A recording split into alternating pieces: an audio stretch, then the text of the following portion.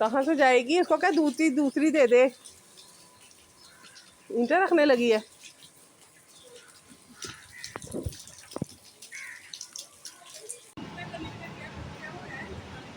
अस्सलाम वालेकुम, कैसे आप सब लोग? उम्मीद है सब ठीक ठाक होंगे। तो मैं भी बिल्कुल ठीक हूँ। और यहाँ पर जो मैं अपने लिए लेकर आई थी ना लंडे से फ्रॉक, तो वो मैंने यहाँ पे पहना हुआ है। रात को पहना था, कल इतनी गर्मी थी तो रात को फिर मैंने पहन लिया था। और इतना कंफर्टेबल ये है ना कि जिसका कोई हिसाब नहीं। तो मैं इसकी पूरी डिटेल आपको कल की वीडियो में दूंगी।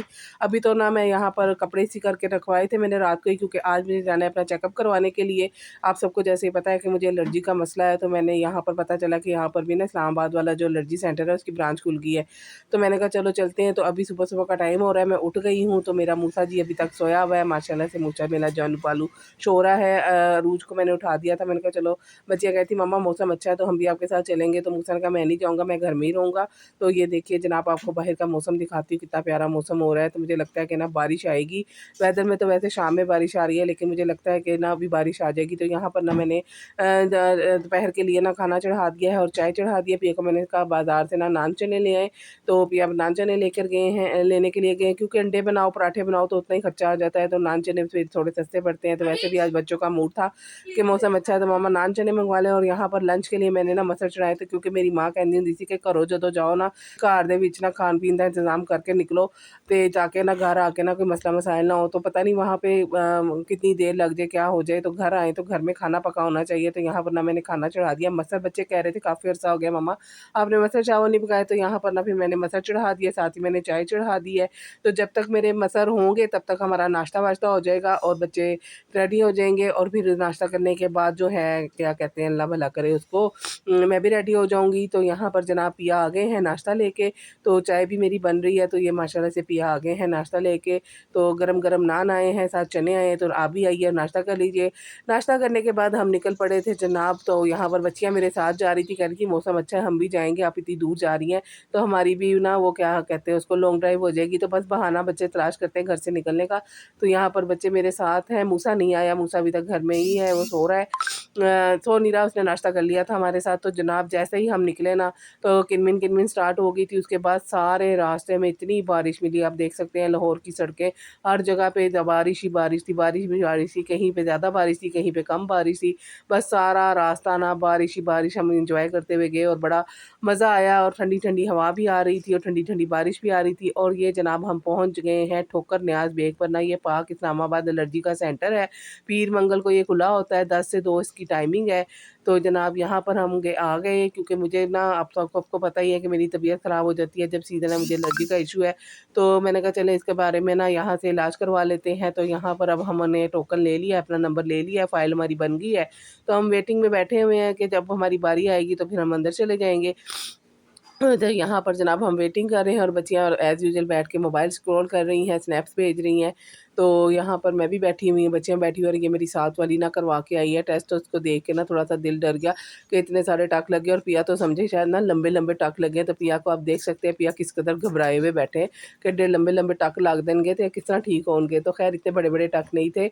यहाँ पर पहले डॉक्टर से मेरी बातचीत हुई, डॉक्टर ने सब कुछ किया, फिर उसने टेस्ट लिख के दिया। और वो यहाँ पर ना जनाब अब टेस्ट हो रहे हैं और मेरी फ़ाइल पर लिखा जा रहा है कि मेरे कौन-कौन सा क्या-क्या हो रहा है। और यहाँ पर बाजू पे ना उन्होंने क्या किया कि अपने हाथों को अच्छे से उन्होंने सैनिटाइज़ करके ना, उसके बाद उन्होंने मेरे बाजू पे को भी अच्छे से उन्होंने स्पिरिट से साफ़ किया। उसके बाद उन्होंने इसके ऊपर जनाब गोल-गोल निशान लगाए पेन की मदद से। उन्होंने क्या कहते हैं चेक करना है कि मेरी जो एलर्जी की नोयत है वो कितनी है और किस हद तक है। तो यहाँ पर ये देखिए उन्होंने ये सारा प्रोसीजर हो रहा है। तो आप में से भी किसी को भी एलर्जी है, बहुत ज़्यादा मसला मसाइल है और रोज़ रोज़ डॉक्टर पे जाना पड़ता है, तो एक दफ़ा की खपत है, जब मैं बता भी देती हूँ खर्चा कितना आया था। खर्चा जनाब 5,000 जो है वो टेस्टों की फ़ीस है, 1,000 डॉक्टर की फ़ीस है। उसके बाद जो उन्होंने मुझे वैक्सीनेशन डायग्नोज़ की 1650 की जो वैक्सीनेशन है वो है।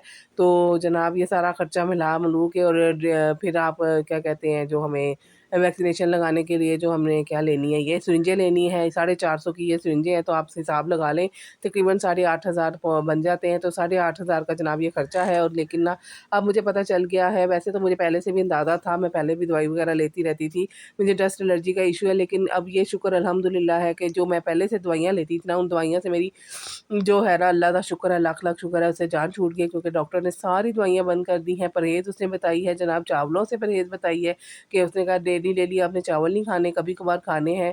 तो डेली तो अब खैर मैं चावल खाती भी नहीं हूँ। दूसरा खट्टी चीज़ों से उन्होंने मना किया और ठंडी चीज़ों से मना किया है। बाकी उन्होंने कहा गोश्त, अंडा, दूध, दही और ताकत वाली आपने ग़िज़ा लेनी है, फलों का इस्तेमाल करना है, सब्जियों का इस्तेमाल करना है।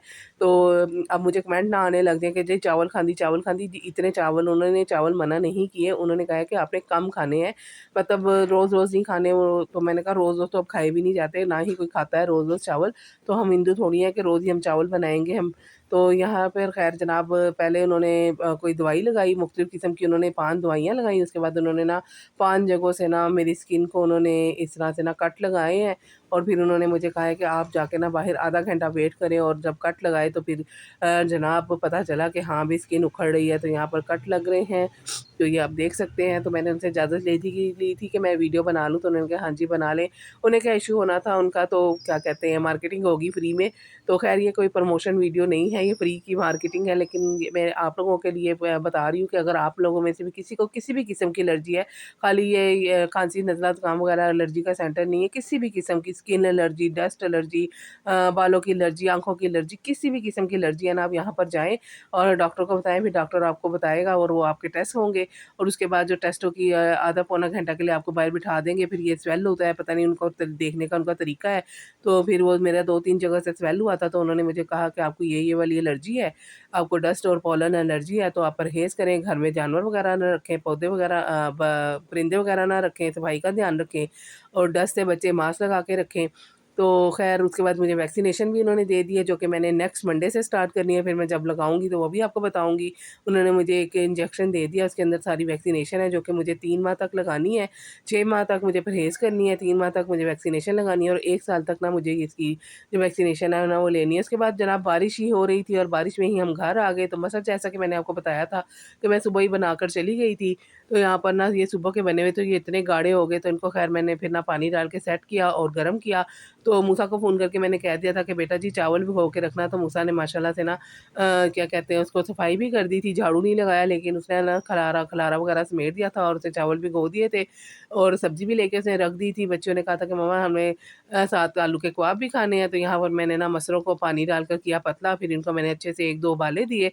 उसके बाद इसके अंदर लगाया मज़ेदार सा लहसुन और हरी मिर्चों का और सफ़ेद ज़ीरे का तड़का, क्योंकि मसर में ना ज़्यादा हम डालें ना वो प्याज़-श्याज़ तो मज़ा नहीं आता, सिर्फ़ लहसुन का तड़का ही अच्छा लगता है साथ हरी मिर्चों के साथ। तो यहाँ पर जनाब ये मज़ेदार सा तड़का लग गया है और चावल भी मेरे दम पे हैं।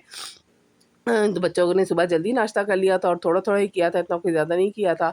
तो फिर मैंने बच्चों को दे दिया खाना और जनाब माशाल्लाह से खाना बहुत मज़ेदार था और काफ़ी दिनों बाद मसर चावल खाए ना, तो बड़ा अच्छा लगा, बड़ा मज़ा आया। तो मैंने भी आज खाए हैं, अब इंशाल्लाह ताला रात को बिल्कुल नहीं खाऊँगी, परहेज़ करूँगी, कल से मेडिसिन स्टार्ट करूँगी। तो बस खाना खाने के बाद बच्चियों ने बर्तन-वर्तन धो दिए थे और यहाँ पर सारा किचन की सफाई हो गई है। तो आज की वीडियो भी पसंद आए तो लाइक, शेयर, कमेंट और सब्सक्राइब करना बिल्कुल मत भूलना। अल्लाह हाफ़िज़।